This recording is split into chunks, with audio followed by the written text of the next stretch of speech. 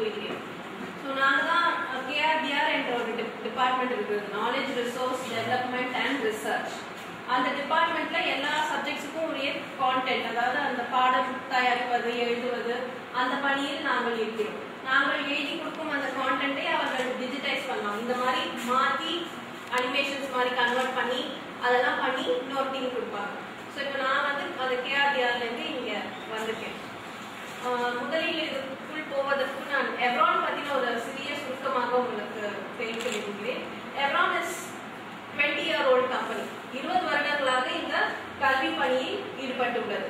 அவர்கள் ஆரம்ப காலத்தில் எல்லா மாவட்டங்களிலும் உள்ள பள்ளிகளில் கம்ப்யூட்டர் சென்டர்ஸ் ஆரம்பிச்சாங்க.